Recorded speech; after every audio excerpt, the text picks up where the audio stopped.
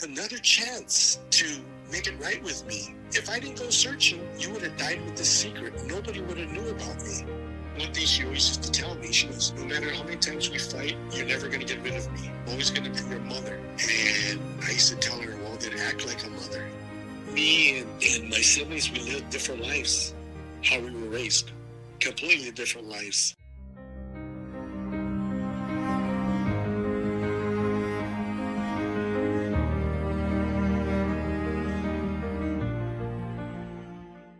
Jim had a tough childhood growing up in his adopted family. He was subjected to every kind of abuse. When he decided he was ready to search, he got his non-identifying information. He was able to connect with a man who could find out who his birth mother was, and I'm still wondering how he did that before DNA. Jim connected with both his maternal and paternal families, and as Jim says himself, his reunion has been a roller coaster. Here is my interview with Jim. So how old were you when you were adopted, and where were you adopted from? I was 6 months of age when they adopted me. I was born in 1962, January 22nd, 1962. I know that for sure now. I was born in San Jose, California. And the parents that adopted me raised me in Gilroy, California, which is about 30 minutes from San Jose, where I was born at. So you recently had a project regarding the dates surrounding your adoption. Yes. I was looking at my paperwork when my birthday is coming around, and last month was January 22nd. That was my 62nd birthday. But when I was looking at the paperwork that I had that my parents gave me, it was paperwork that came from the hospital or wherever I was. Mm-hmm. But there was a name of Freddie on top of the paper, and I always wondered who Freddie was. But on the pieces of paper, it was 5 pieces. They all had different dates. And Social Security, when they started sending me paperwork to tell me what I would get when I turned 62, they had me being born in 61. And so that was kind of weird. So that's why I went to the county administration about, a month and a half ago to talk to them and ask them, why do I have different dates on these pieces of paper? And Social Security had me at 61. So she says, well, you know what? We'll try to open up the records, see if the judge will open up your records to find out what your actual date is, because they couldn't figure it out either. And so that's when I sat down with her. She says, okay, well, we'll get back to you in about 3 months. And it only took, a month and a half. I got the answer yesterday. So I know who Freddie is, too, on that piece of paper. That was me. They named me Freddie in the foster care system where I was for 6 months. Whoever was taking care of me, they gave me a name of Freddie. And like my wife says, they're going to call you Baby Doe all that time, right? So they had to give me a name. So my actual name changed to James Serrano a year later, when I was about a year old, because that's when the whole thing took place in the courts. And so that's when I became James Serrano. Like I said, I put that on my Facebook page yesterday, and a lot of my friends and stuff were started calling me Freddie and telling me happy birthday, because I finally know exactly that I am 62 and not 63 that I was thinking I was. Well, that's good to know. Yes, so I'm a year younger. You were named Freddie when you were in foster care. Were you in foster care with a family? I know you'd said before that you didn't know if you were... I have no idea. Oh, okay. Because I had been asked, my biological mother didn't know. She didn't even really remember the day I was born, or it was night or day, or the time. All I remember her telling me was her brother, which is my Uncle Rupert, took her to the hospital to give birth to me. Mm-hmm. She already had 2 kids at the time. She had my sister Wanda and my brother Bobby, and they were 4 and 3 at the time of my birth. So I remember her telling me, because she passed away like 2 years ago. So all I remember her telling me in the 20 years that I knew her was that she couldn't remember if it was night or day. And it was like, it was a fog to her. So how did you find out that you were adopted, or is that something that you always knew? Well, actually, I kind of figured it out myself, because my family that I was raised with, they always used to tease me that they got me at a supermarket. And I always wondered, why do they always tell me that? And I couldn't figure it out till probably about, I don't know, I say maybe around 11 years old, I kind of figured it out that, okay, I guess I am adopted. And because I didn't really look like my brothers and sisters, and I didn't really look like my dad. And I mean, a little bit, but not. I mean, maybe the same skin color, but that's about it. So I kind of figured out that I was adopted. That's one thing I always asked my sister that I was raised with, because they adopted a girl at the same time they adopted me. But when I found out that I was adopted, there was a lot of things going through my life when I was in the early age of my childhood. I just admitted to my wife and daughter when I was 52. I'm 62 now. So I admitted to them when I was 52 that I was sexually abused by a 20-year-old male cousin when I was between the ages of 9 and 11. Oh. So I held that secret till I was 52. Yeah. So I told them in the car one day we were going to get ice cream, and my wife's a school teacher, so she has a lot of things about child abuse, that they teach her in school for the kids. So that's the day I finally said, okay, I need to tell them. So that's when I told them that I was sexually abused. And my sister told me when I asked her why nobody told me that I was adopted, and she couldn't figure it out why. She didn't know why. All she remembered knowing is that they adopted me because they had a little boy. My parents had raised me. They had a little boy named Georgie. He passed away when he was, maybe 2 years old. Mm-hmm. And so I was kind of like replacing him because my mom was going through a mental breakdown. So that's the reason why they adopted. I remember my mom wanted a girl, but my dad insisted he wanted a boy, I guess maybe to replace Georgie. Yeah. So that's why they adopted me. But that came from her. That's the reason why they adopted me. And like I said, she still didn't tell me why nobody told me I was adopted. But she did tell me that my whole attitude of life, and I became more of a rebellious kid as a teenager. But see, she didn't know. Nobody knew about the molestation part and the abandonment part that I went through as a kid, being an adoptee. They didn't know anything about that. So I think that's what I changed my whole lifestyle and attitude towards life when I was a teenager, because actually I started drinking when I was 10 years old. In 6th grade, I started drinking, and it was just because to fit in with friends that I knew. And, of course, you're adoptee as a people person, so you always want to have everybody like you. You go along with the crowd. So that's when I started drinking, when I was in 6th grade. And actually, I just celebrated 24 years of sobriety because I quit on my 38th birthday. That's awesome. And yeah, but I drank all those years. I couldn't say I drank every day. It's just that when I did drink, I didn't know when to stop. And that's one thing my wife used to tell me, babe, you drank, but you never knew when to stop. I wouldn't stop. So, but, I was going through a lot of things in my life, and I've been married for 40 years, so she's seen all my ups and downs and gone through all the trauma that I went through as an adoptee, and then especially when I went searching and found my biological family. So you had the one sister who was also adopted. Did they have their own biological children as well? Yes, they had 2 daughters and 1 son. They were a lot older than me, so when they used to, I guess, take me in the stroller, people used to think that that was their child. They used to think I was their son because my parents were a lot older when they adopted us. And my sisters and them, they're in their mid-70s now, I think. Closer to 80 now, I think. So that's what happened there. My sister that was adopted with me, she was a year older than me. She's not my biological sister or not blood or nothing. They just adopted both of us at the same time. Do you feel like you were treated differently because you were adopted?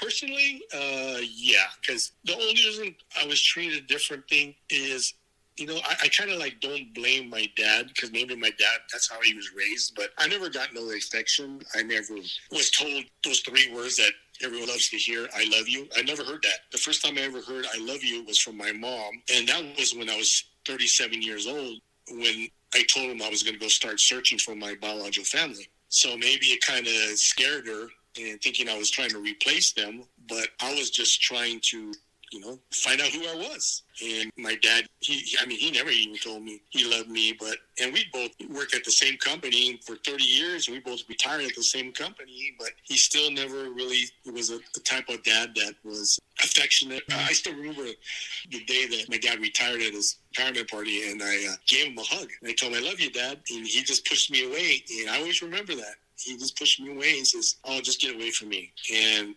that will stick in my head for the rest of my life. That I tried to get some affection from my dad, and he just didn't know how to do it. But I don't know. Maybe he didn't get that same treatment as a child. He didn't change I guess some people say generation curse. But with me, with my 37-year-old daughter, I did a whole 180. how we raised my daughter. I mean, there's nothing but love, and I love you. And I became the man that I needed growing up, in other Right. words. So, what was it that made you want to find your birth family? Was it really just that question of who am I?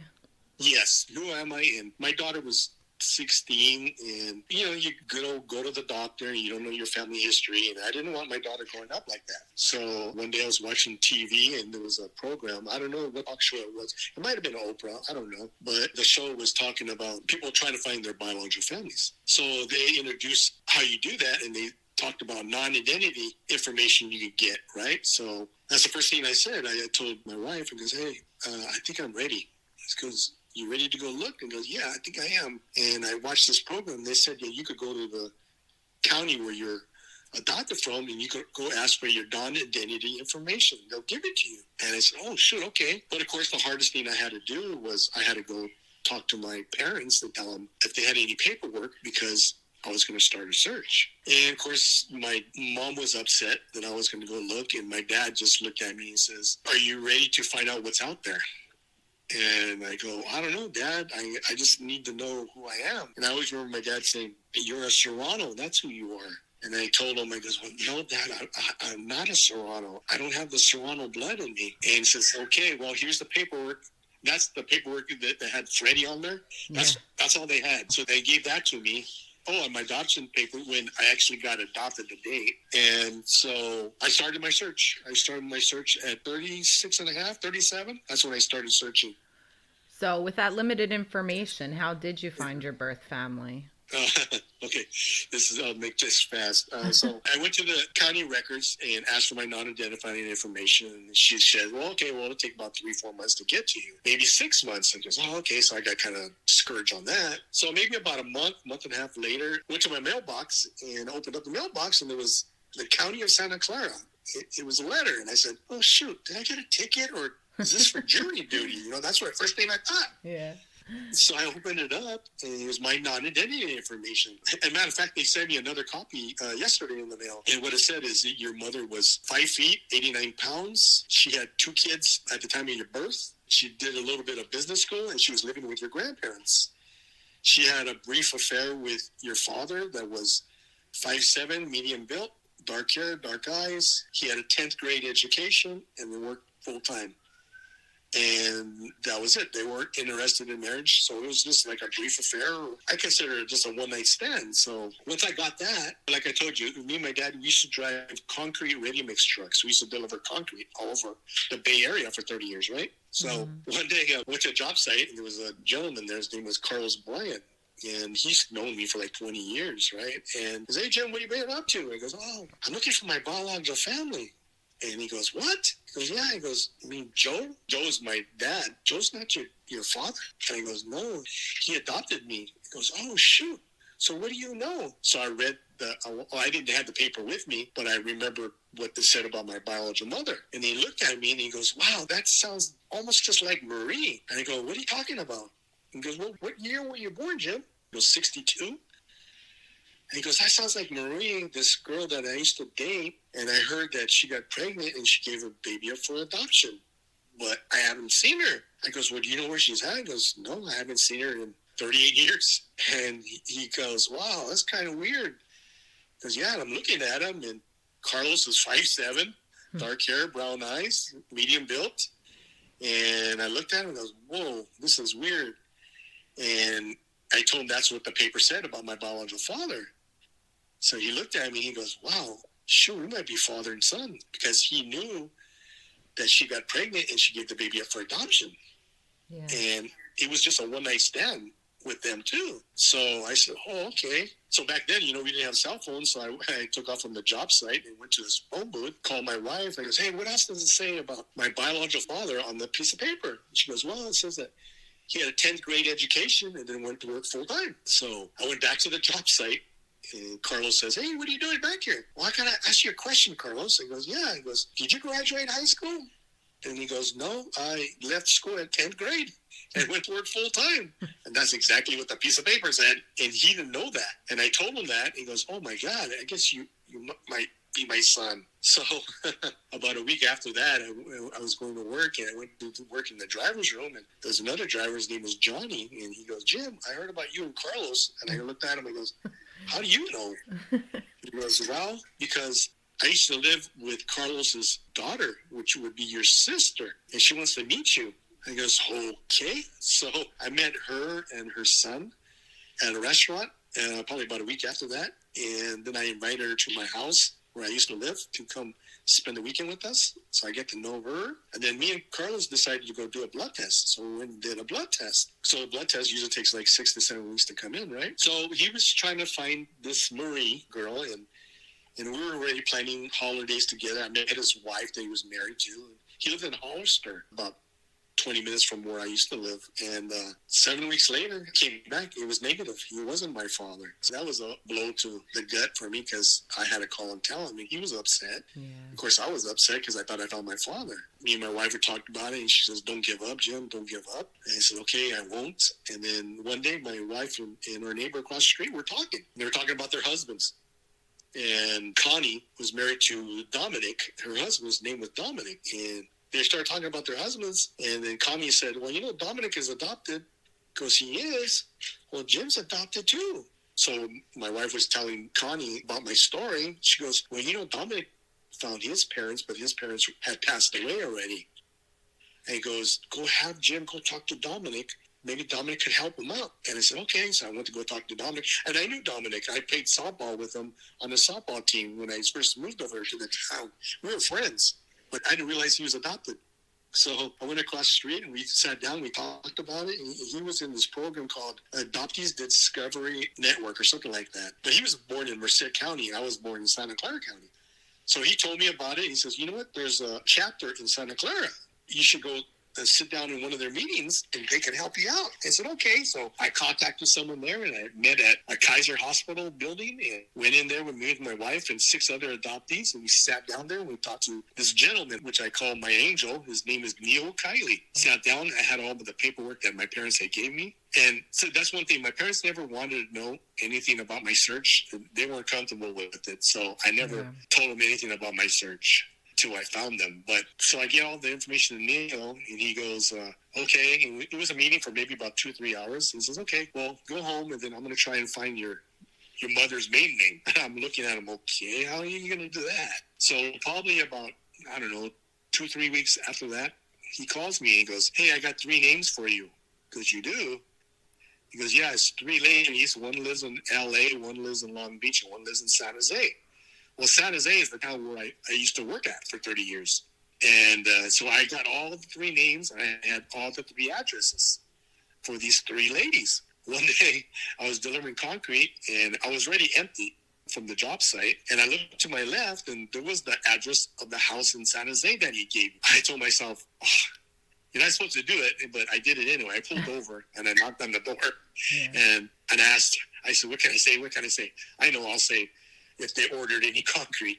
So this guy opened up the door, and he goes, hi. He goes, hi. I goes, did you guys order some concrete? He goes, no. But the guy kind of looked like me, right? So, all right. So then I went away, right? So then Neil Kiley called me probably about a week after that. I was in Gilroy, the town I live in now. And he goes, Jim, I found your mother. Because you did. And he goes, which one is it? He goes, it's the one that lives in San Jose. So that's when I had to tell him. Wow. I stopped at that house 2 weeks ago. And he goes, what? He goes, yeah. He goes, why did you do that? Because I just had to. So that night, I made the phone call. I knew I had a brother named Paul. I knew I had a brother named Bobby, and I had a sister named Wanda. So I called the number, and my biological mother's name was Norberta Montoya Dominguez. Montoya was her maiden name. So I called. She answered the phone, and I asked for Bobby. Bobby is the person that answered that door 2 weeks before. That was my brother that answered the door. And she goes, no, he's not here. I goes, well, how about Paul? She goes, no, he's not here. That's my younger brother. That's her son from the husband that she was married to that is still alive now. My mother passed away 2 years ago now. So she goes, no. I go, well, who is this? And I go, well, this is Jim Serrano. As well, she goes, I know all my son's friends' names. I don't recognize your name. And I go, well, I need to ask you something. She goes, sure, go ahead. And I go, this January 22nd, 1962 mean anything to you? And there was just dead silence over the phone. And I asked her again, does January 22nd, 1962 mean anything to you? She goes, who is this and why are you doing this to me? And I told her, I goes, this is who you might think it is, and I'm not here to disrupt your life. I just want to know any medical background that you might want to give me. I have a 16-year-old daughter at home. And it was dead silence over the phone, and then she just says, you know what, I really can't talk right now. Can I call you tomorrow? And I said, okay. So I hung up the phone, and of course I was a wreck. So my in-laws picked me up and took me home, and me and my wife, Tina, were in bed talking about the whole situation, and the phone rang. It was Norberta.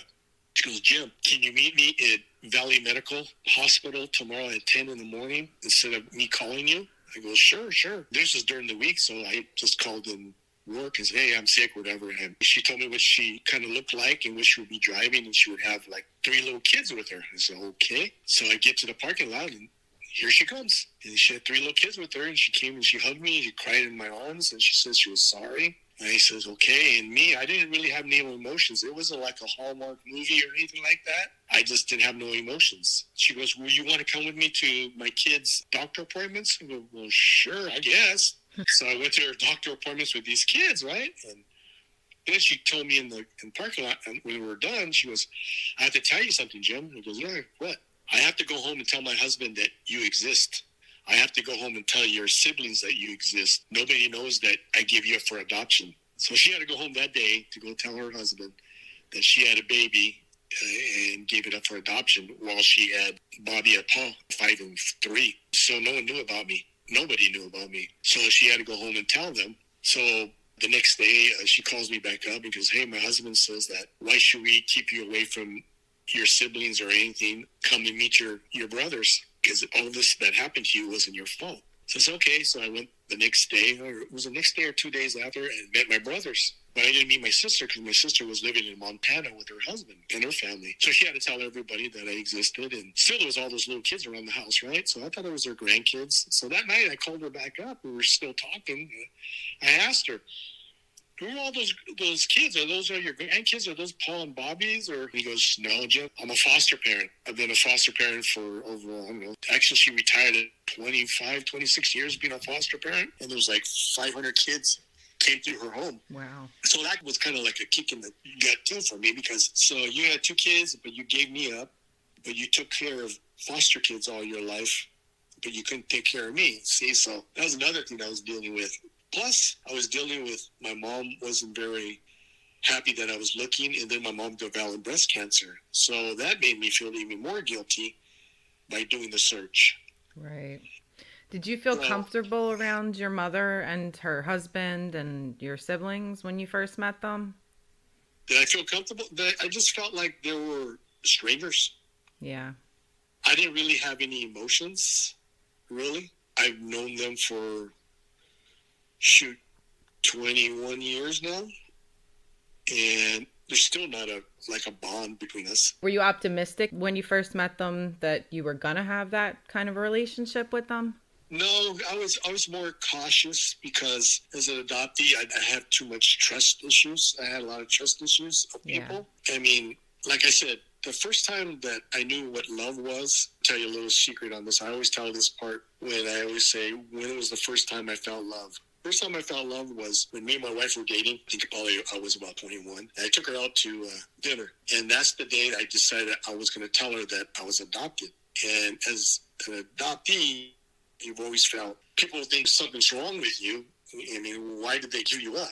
And I was kind of like, I was already fell in love, and I was like, okay, she's going to leave me if I tell her that I was adopted. So that day I told her I'm adopted, and she just looked at me. She goes, okay. And she just said, that's fine. And right there I said, wow, somebody is not leaving me.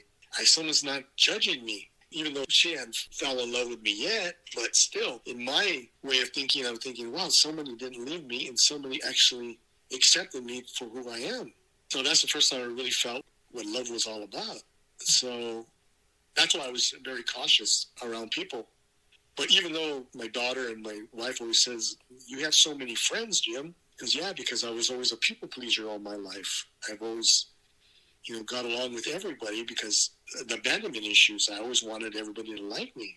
Mm-hmm. My daughter and wife nickname me once in a while. They'll call me Forrest Gump. She says, you'll sit on a bench and talk to anybody. and that's who I am. I will sit on a bench and talk to anybody and talk to them about anything. I was just cautious getting too close to people. So how did you find out who your birth father was? Did your mother tell you? Yeah. So I asked her if Carlos Bryan, that's the one that I did the blood test with. I asked her if he was my father, and she goes, no, that's not your father. Your father is Raul Coca. I goes, Raul Coca, okay. Where can I find him at? She goes, well, I don't know. She hadn't seen him in, 38 years? Because when they were together or one night stand or whatever it was, she never told me if it wasn't a one night stand, but I think it was. So she goes, I know where your uncle's store is. The Coca Downtown Furniture in San Jose was there for 40, 50 years. It was there for a long time. So she goes, I know where your uncle's furniture store is in downtown San Jose. You could go in there and ask Hank. I said, that would be my uncle. I said, okay. So I was delivering concrete one day right across the street from this furniture store. And I walked in there and I asked for a Hank Coca. And the gentleman there was Hank Coca Jr., his son. And I said, hey, is Hank Coca here? He goes, no, that's my dad. I'm Hank Coca Jr. He goes, oh, okay. How about, you know a Raw Coca? And he goes, yeah, that's my uncle. He goes, oh, okay, well, I'm just going to come and spit it out. I might be his son. And he just looked at me kind of weird, and he goes, well, here's my number. And I put down Roberta Dominguez. No, I put down Roberta Montoya because she was a Montoya. So I put that down on the piece of paper with my number. Tell him to call me. And my birth mother's Roberta. So my birth mother decided to throw me a little housewarming welcome to the family party a week after that, and went over there, and that was pretty good. And then about 2 weeks later, there was a phone on our voice message machine. It was, hi, this is Raul Coca. I think you might be my son. Let's meet at Original Joe's. That's a famous restaurant in San Jose for dinner. I said, okay. So I went to Original Joe's and I was waiting out there for him, and here he comes. He's walking down the street, and I go, wow, this guy kind of looks like me. He had a different build. He was really thin. I'm more of a husky guy. And then we talked, and then he goes, okay. He remembered Roberta, and he remembered. And then he decided, okay, we better go take a blood test. But then I found out that he was a twin. So his twin looks like me, same body type and everything. Wow. So, yeah, so that's the tricky part. I got to know him a little bit, and we took the blood test. 6 weeks later, it came back, and it was positive. So we were father and son. And I always remember when I met the Coca side, went into Pacifica, California, and met my aunts and cousins and all that. And they were kind of emotional when they met me because my uncle, which is the twin, he had passed away from cancer. So I kind of resembled him, right? So it's kind of like, like a ghost coming back, Yeah, that's crazy. So it's crazy. So after that, I had to tell my parents that I had found them. And says, okay, but they didn't really say anything like congratulations or encourage me or nothing. So then I found out on my 38th birthday that my biological mother wanted to throw me a surprise party. But she threw me a surprise party, but I found out about it 2 weeks before. So I go to this restaurant, and I walk in the restaurant, and there's my biological mother, her husband, my mom and dad sitting on the same table. All you see was the anger in my dad's face, and you see the hurt in my mom's face. And I was just shaking my head. And I go, my God, why would they sit together? Who sat them in the same table? So that night, and this is when I told you I started drinking when I was 10, and I was still drinking at 38. So that night I got drunker than drunk, just to escape reality, right? But I always remember this one thing at the end of the party. My dad left, and my mom and my dad just looked at me, pointing his finger at me, and says, we're going to talk about this tomorrow morning. I goes, oh, shit, what do I do now? So the next day, we were at home, and I was thinking about it, and all of a sudden I felt like my heart was coming out of my chest. And I collapsed to the ground, and I yelled for Tina, and he called an ambulance. I don't know what's wrong with me. So I thought I was having a heart attack, so they came and got me. And I was in ICU for 2 days because they thought I had a massive heart attack. So while I was in there, I always remember this. I was sitting in the bed. Here comes my mom and dad, and they're just looking at me in the room. And then 5 minutes later, here comes my biological mother walking into the room. And they looked at each other and they didn't say one word to each other. Oof. They were just looking at me. And I go right there, I was all saying, you know what? If I had a gun right now, I would just blow myself away, because don't these people know what they're doing to me? Because see, when I was a teenager, I had suicidal thoughts too because of my sexual abuse. I already had an idea how I was going to kill my abuser and how I was going to kill myself. So I grew up with that in my teenage years. So that day when I seen them in the room not talking to each other, those same thoughts came back. And I was 38 years old. So it was like 20 years after my teenage years that it came back to me again. So the doctor says, okay, well, did some more tests and says, okay, your heart was enlarged, but it looks like it's normal now. So, okay, but we heard your story and we want you to go see a therapist. You might have had an anxiety attack. So I went and we seen this therapist. And of course, the first thing they do, here's some Paxil, here's some antidepressants. Right. So I was at his antidepressants for like 2 to 3 months. Couldn't work, no nothing, because I was curled up in my bed like a little baby. I couldn't do life. Yeah. After that thing was happening and stuff like that, I went back to work and talked to a gentleman, Isaac Dominguez. I was telling him about my story. He goes, hey, would you come to church with me and, maybe, you could get some comfort there? And he goes, well, I don't know, because I was still going nuts in my head, right? And so that Friday, I went to his church like a half hour late, but he was still waiting for me there at the steps. So I went and I said, okay, whatever. But I was just trying to figure out what the heck to do, because I was still feeling guilty because my mom was still going through the breast cancer and what happened to me with me being in ICU and what happened to me and me being uncomfortable with everything. Right. And after that, I just started continuing with life. 20 years later, just started continuing with life. And to be honest, our relationship, me and my biological father, wasn't too close because he never had children. Mm-hmm. And he never was married. So all of a sudden, bang, you got a 38-year-old son. Right. That you never knew you had.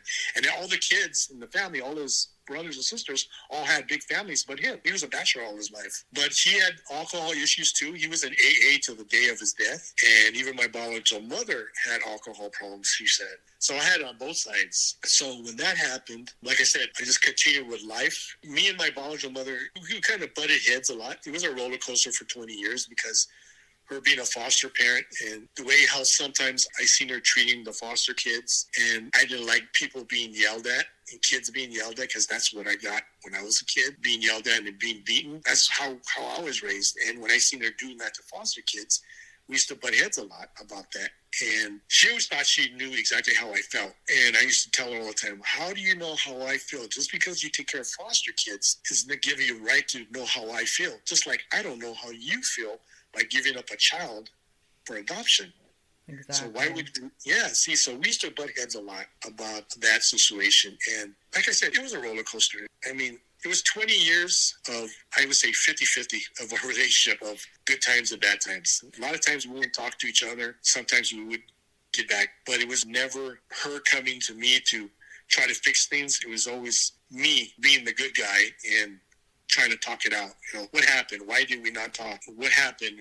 I would tell her, this is what you did. And then she would say, well, I didn't like what you did to me. I goes, okay, I understand that. So we try to understand each other. But we would never understand each other till the day she died. She didn't talk to me probably the last 6 months of her life because an argument that we got into, and I didn't appreciate it. But she was a very prideful woman. Even my biological sister said she was a very prideful woman, and she would never apologize, Jim. She never apologized ever. Mm-hmm. And I realized that. So on my 60th birthday, I got a text. I was wondering if she was going to text me on my 60th birthday. We were in Disneyland, and she texted me happy birthday. And then she told me some of her medical issues. It was like maybe a 2-3 minute text. And 2 months later after that, I think it was, she was in the hospital. And then I got a call that she was dying. And they asked, you want to come see her? He goes, no. I goes, but you could put the phone to her ear. So I said some personal things to her to go ahead and go. And that was it. And there's one thing I always remember that at the services, a lot of people went up there to talk about her and all the good work she did in foster care and all that. But my cousin Randy was like the MC, and he was talking about how she was people always remember Norberta as a very angry woman. But things that changed when I came to the family and found the family. She got a little bit more calmer. And Randy had told everybody that I put a little more peace in her life. But I still look at it and it goes, if I did put peace in your life, why didn't you ever come to me to apologize to the things you did? When I used to tell you, you shouldn't have did that, but she never would apologize. One thing she always used to tell me, she goes, you know what, Jim? No matter how many times we fight, you're never going to get rid of me. I'm always going to be your mother. And I used to tell her, well, then act like a mother. Yeah. And she didn't know how. I mean, people always say, did you love her? Did you ever tell her you loved her? I goes, no, I never told her I loved her. Because I'm not going to say I love you if I don't mean it. Right. And I didn't. I buried 4 parents. And the only time I've ever cried in any of the services was my mom that raised me. I cried at the gravesite because I remember my mom telling my dad, Jose, he's had enough, when my dad used to hit me. So she was my protector. Yeah. And the person that sexually abused me was at the gravesite when I took off my corsage and my flower and put it on the casket. So that's the only time I've ever cried in any parents' funerals, because I just broke down there. And it was a cry that I've never cried like that ever again. Till when I was 52, when I broke down and I said it was time for me to tell my wife who the person was that molested me. And she's the only one who knows. She's the only one who knows, because the person that molested me lived right across the street from where she used to live. When we were dating, I had to go and pick her up for 2 years in our dates. And he lived right across the street. Oh. She didn't realize that. So I was holding that inside of me too, because I still could look at across the street. I could still remember the bedroom. I could still remember the sounds, the smells, like it was yesterday. I just had to just suck it up and not talk about it till I was 52 years old. And that's when I admitted everything. But like I said, my relationship with her was a roller coaster. I could honestly say it was a roller coaster. And I was just tired of always giving in. Mm-hmm. I was always tired of being the guy that always would say, let's talk about it. Or I was tired of always begging for people to love me. You know, yeah. I don't want to do that no more. I don't want to put the facade on no more. I don't want to beg for people's love.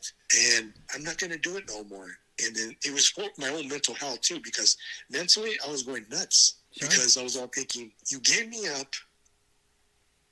you raised all these kids, and you have another chance to make it right with me.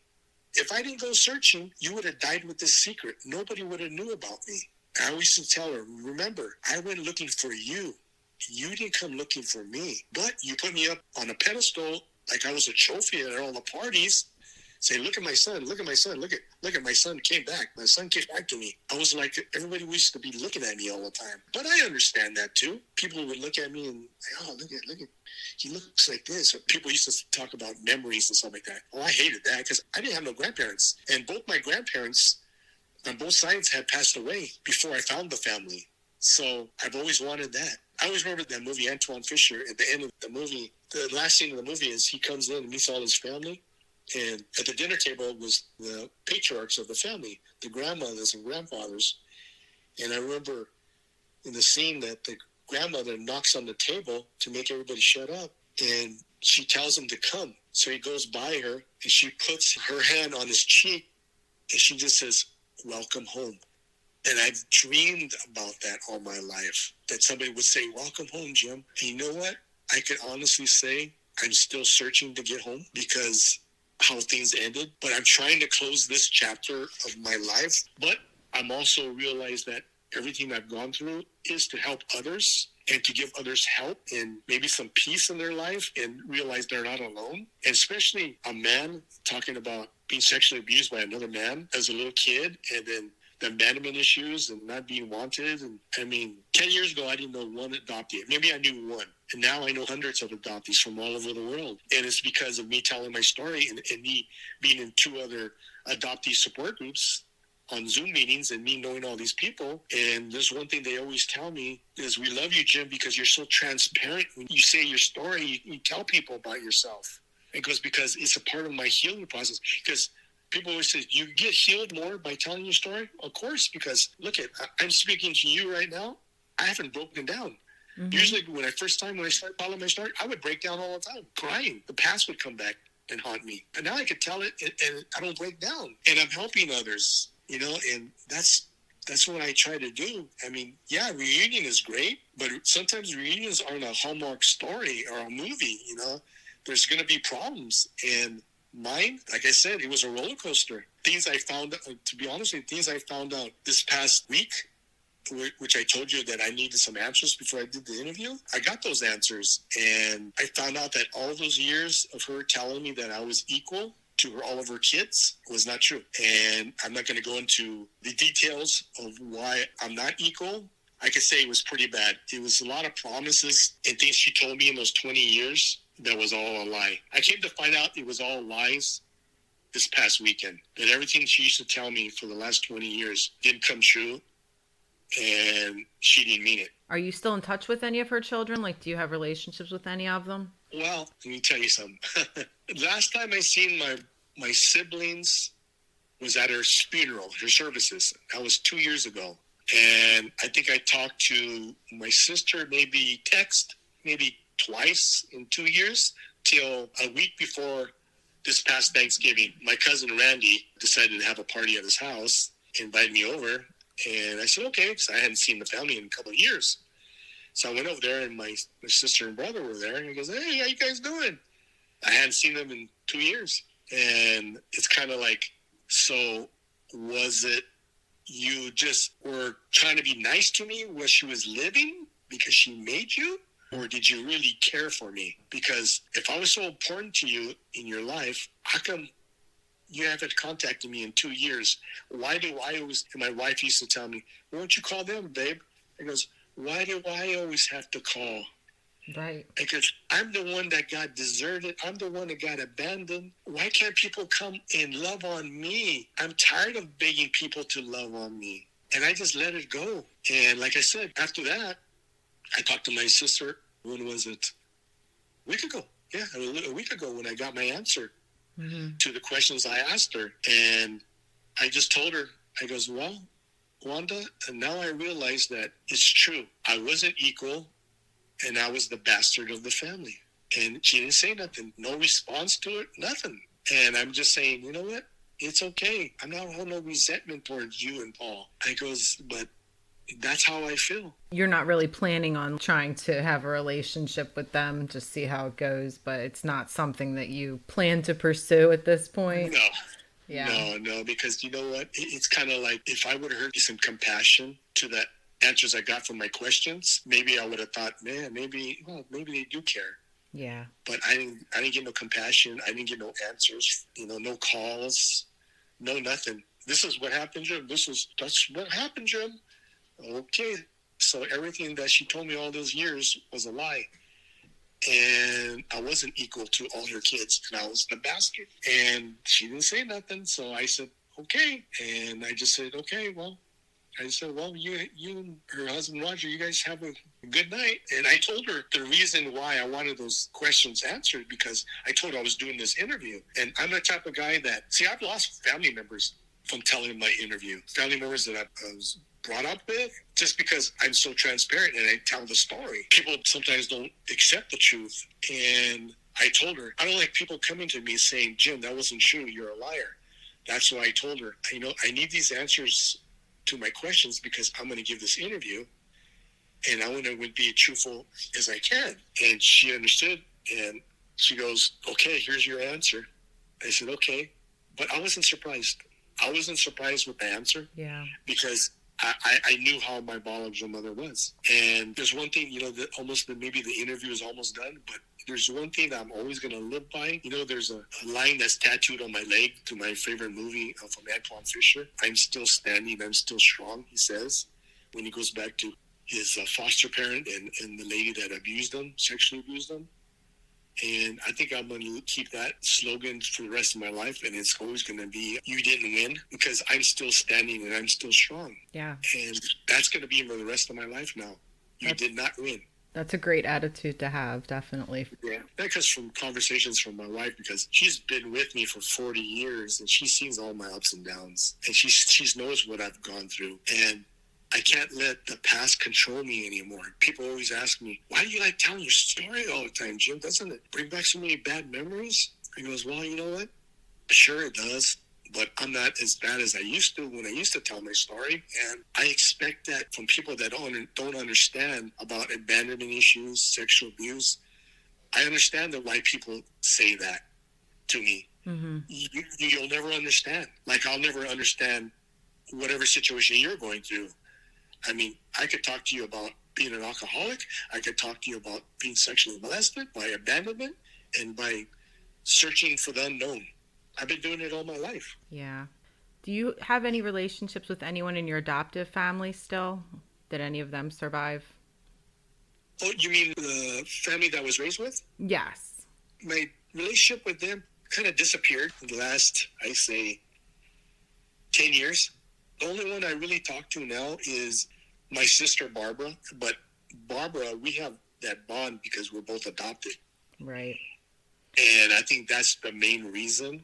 And the one thing that I've always was kind of like hurt about was ever since I started telling my story, and I mean, I've done, I don't know, 15, 20 podcasts telling my story, and not one member of either side of my family or nobody has ever came to me asking me who abused me, or I'm sorry for how you were raised, or we're sorry that we didn't talk to you about being adopted, or I'm sorry that we didn't ask you how you felt. No one's ever done that besides my nephew, who called me 2 weeks ago when he seen a post on my Facebook that I went to go visit my mom and dad's gravesite a couple of weeks ago, and I made a video of just telling my mom and dad that I'm still trying to find answers, and I missed them. And my nephew just says, why are you still living in the past, Jim? And I told him, instead of doing that on Facebook, call me up. Yeah. So I told him my story. I go, have you ever listened to my story? He goes, no. I goes, okay, let me tell you my story. And he broke down and he apologized. He goes, I didn't know you went through all that, Jim. You know, I goes, yeah, of course you did, because people want to judge people without asking them first. You know, I mean, Exactly. Being in, or just pick up the phone, call each other, or better yet, let's look each other in the eyes. It's better when we look at each other in the eyes because we can see each other, how we're really thinking, instead of a text or a phone call, right? Right. But he lives in North Carolina, but at least he called. At least he cared. So, but it's a process that's going to go on forever. I mean, could I say that do I have family? My biological father's side, the Cocas, they've always been really, really loving towards me, but they all live far away from me. But they've always loved on me. I mean, I'm not going to say anything about the Montoyas and the Dominguez. My cousins loved on me too. It's just that I had a problem with my biological mother. Me and my siblings, we lived different lives, how we were raised. Completely different lives. And I mean, I was working in the fields when I was 10 years old. Wow. And everything I got, I've earned myself. So I really just have one more question. What advice would you give to people who are entering into their reunions? Be very truthful. Whatever question you want to ask but feel very uncomfortable, ask it. I mean, what are they going to do? Either they're going to tell you the truth or they're going to lie to you. But at least you're going to tell yourself, no, I did ask that person that question. I did ask it. I'm not going to, doubt myself. Damn it, I should have asked that question. Because you don't know how much longer people will be here on earth. You got to try to get the truth. And that's me. I've always tried to get the truth. So that's why, like I said, I contacted my sister. I got the truth. The truth of it was all lies that she told me for the 20 years. So try not to have regrets. Ask what you want to ask. Yes, exactly. Yeah. Don't have regrets doubting yourself because you didn't ask a question. Be truthful and tell them how you feel. If you have something against somebody, tell them. And don't just think people are thinking something. Ask them. Good communication. Yes. It's all about communication. And if you don't have the communication, you're going to live in your past, and your past is going to kill you and eat you up inside. Well, thank you so much for letting me interview you. Thank you. I appreciate it.